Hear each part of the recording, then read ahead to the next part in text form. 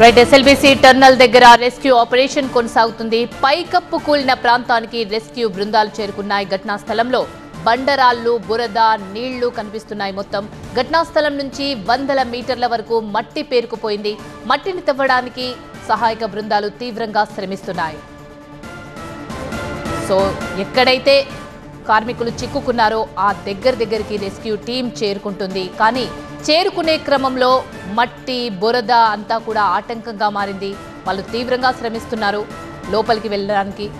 మరికొద్ది గంటల్లోనే అది ఛేదించే అవకాశం కనిపిస్తోంది. ఇప్పటికే చాలామంది నిపుణులు అక్కడికి చేరుకున్నారు. సహాయక చర్యలు వేగంగా కొనసాగిస్తున్నారు. ఘటనా స్థలం నుంచి వందల మీటర్ల వరకు మట్టి పేరుకుపోవడంతో సహాయక చర్యలకు ఇబ్బందిగా మారినా కూడా హై టెక్నాలజీ యూజ్ చేసి కార్మికులంతా కూడా అక్కడి దగ్గరికి చేరుకున్నారు. మనం విజువల్స్లో చూస్తున్నాం. అతి కష్టం మీద మొత్తం ఆ సొరంగం మొత్తం కూడా చీకటిగా ఉంది.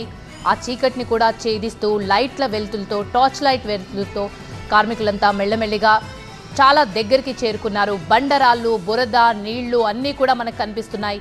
దాన్ని అంతా కూడా ఛేదిస్తూ వాళ్ళు కార్మికులు ఎవరైతే 8 మంది చిక్కుకున్నారో ఆ ప్రదేశానికి చాలా దగ్గరలోనే ఉన్నారు కార్మికులు. దానికి సంబంధించిన విజువల్స్ని మనం చూస్తున్నాం.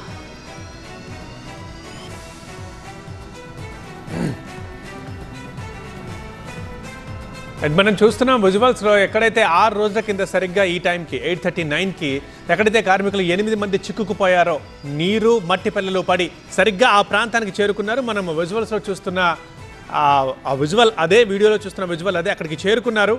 మొత్తానికి రెస్క్యూ టీం చాలా కష్టపడి అయితే, కాకపోతే అసలు టాస్క్ అంతా అక్కడే. ఇప్పుడు వాళ్ళ బురదలో ఉన్నారా, మరి రాళ్ళు మట్టిలో ఉన్నారా, సో ఇక అక్కడ తీసుకురావడానికి కూడా ఇంక కొన్ని గంటలు టైం పడుతుంది. బట్ మొత్తానికి ఫైనల్గా ఎక్కడైతే ఘటన జరిగిందో, ప్రమాదం జరిగిందో, ఎక్కడైతే 8 మంది చిక్కుకుపోయారో ఆ స్థలానికి చాలా దగ్గరగా ఉన్నారు. అక్కడికి చేరుకున్నారు రెస్క్యూ టీం కూడా. సో తొందరలోనే ఆపరేషన్ కంప్లీట్ చేయాలని, వీలైనంత వారిని సజీవంగా తీసుకురావాలని చెప్పేసి మరి ప్రయత్నాలు సాగుతున్నాయి. దానికి సక్సెస్ అయినట్టుగా తెలుస్తుంది. ఎందుకంటే చాలా దగ్గర దాకా ఎక్కడైతే ఘటన జరిగి 8 మంది చిక్కుకుపోయారో ఆ ప్రాంతం అదే. టార్చ్ లైట్ వెలుతురులో మనకు కనిపిస్తుంది. ఆ ప్రాంతం అదే. రాళ్ళు మొత్తం అక్కడ పడి ఉన్నాయి. మట్టి పిల్లలు, రాళ్ళు, బురద. సో అక్కడికి వెళ్ళారు. ఇప్పుడు చేరుకున్నారు రెస్క్యూ టీం. जी जी जहाँ से पानी गिर रहा है ना,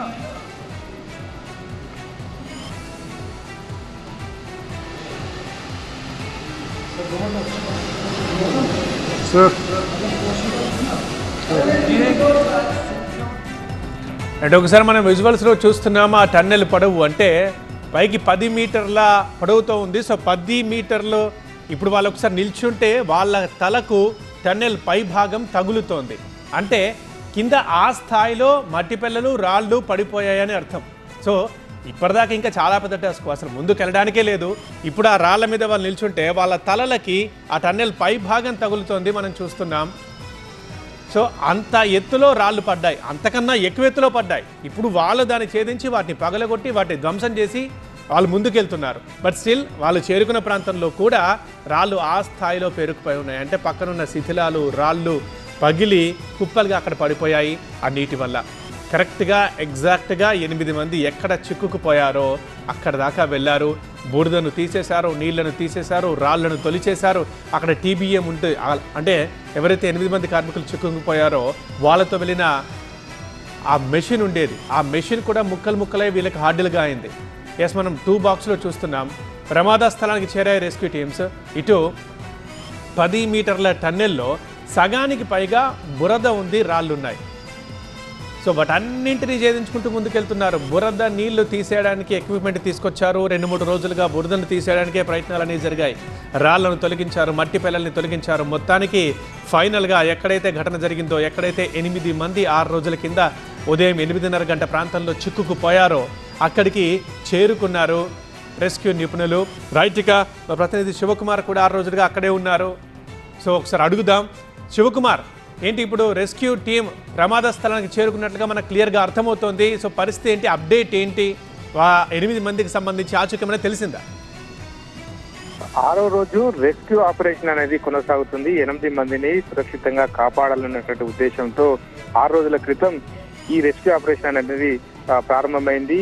దీనికి సంబంధించి ఎన్డీఆర్ఎఫ్, అలాగే ఎస్డీఆర్ఎఫ్, ఆర్మీ, నేవీ, మిగిలినటువంటి సహాయక బృందాలన్నీ కూడా నిరంతరం తీవ్రంగా శ్రమిస్తున్నటువంటి సందర్భం అయితే మనం చూస్తున్నాం. ఈ నేపథ్యంలోనే గత రాత్రి ఏదైతే ఘటన జరిగినటువంటి ప్రాంతానికి రెస్క్యూ టీమ్స్ అన్ని కూడా చేరుకున్నాయి. అక్కడ చూస్తే మాత్రం ఒక భీతావహ పరిస్థితి అయితే కనిపిస్తా ఉంది.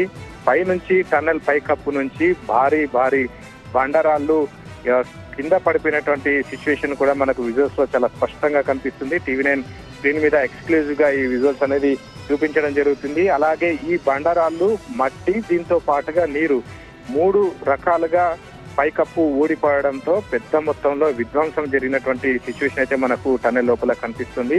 అక్కడ ఉన్నటువంటి టన్నెల్ బోరింగ్ మిషన్ ఏదైతే ఉందో దాదాపు 1500 టన్నుల బరువు ఉంటుందని చెప్పేసి ఇక్కడ ఒక అంచనా అయితే వేస్తున్నారు.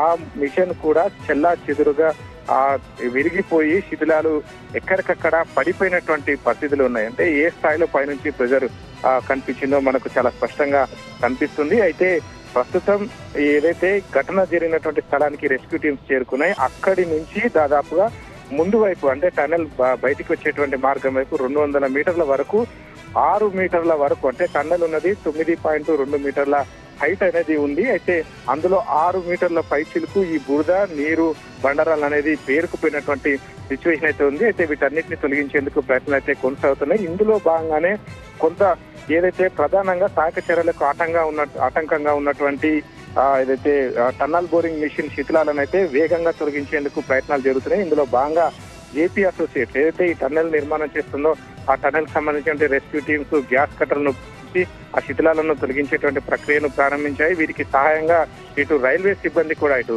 విజయవాడ నుంచి అలాగే సికింద్రాబాద్ నుంచి ఈ పెద్ద గ్యాస్ కట్టర్లను తీసుకొచ్చి వాటన్నిటిని కూడా లోపలికి తీసుకెళ్లేటువంటి ప్రయత్నం చేస్తున్నారు. సైమల్టేనియస్లీగా భారీ బండరాళ్ళు, పేరుకుపోయినటువంటి బురదను, మట్టిని బయటికి తరలించేందుకు లోకో కోసం ప్రత్యేకంగా ట్రైన్ డబ్బాలను కూడా సిద్ధం చేయడం జరిగింది. ఏదైతే మనం సింగరేణి వంటి గనులలో బొగ్గును బయటికి ఎలా పంపిస్తామో అదే రకంగా బురదనంతా కూడా బయటికి పంపించేటువంటి ప్రయత్నం అయితే జరుగుతూ ఉంది. ఇక మొత్తానికైతే రేపు రాత్రి వరకు ఏదైతే మంత్రులు చెప్పినటువంటి డెడ్ లైన్ ఉందో దానిలోపే ఈ రెస్క్యూ ఆపరేషన్ ముగించాలనేటువంటి యోచనలో చాలా వేగంగా ఇవాళ రెస్క్యూ ఆపరేషన్ అయితే కొనసాగుతున్నటువంటి సిచ్యువేషన్ అయితే ఇక్కడ ఉంది. రైట్ శివకుమార్, అది ఇక ఫైనల్గా ఒక టాస్క్ అయితే కంప్లీట్ చేశారు రెస్క్యూ టీం. అది ఏంటంటే ఘటన ఎక్కడ జరిగిందో, 8 మంది ఎక్కడ చిక్కుకుపోయారో అక్కడి దాకా వెళ్ళగలిగారు ఇప్పుడు. అయితే అక్కడ పరిస్థితి చాలా భీతావహంగా ఉంది. ఎందుకంటే పెద్ద బండరాళ్ళు అడ్డంగా ఉన్నాయి. అండ్ టన్నెల్ బోరింగ్ మిషన్ అది 1500 టన్నుల బరువు ఉంటుందని ఇంతకుముందే మా ప్రతినిధి చెప్తున్నారు. అంత పెద్ద బరువు ఉన్న మిషన్ కూడా ముక్కలుగా పడిపోయింది. సో అక్కడ రాళ్ళు, రప్పలు, పెద్ద బండరాళ్ళు అండ్ మిషన్ విడిభాగాలు.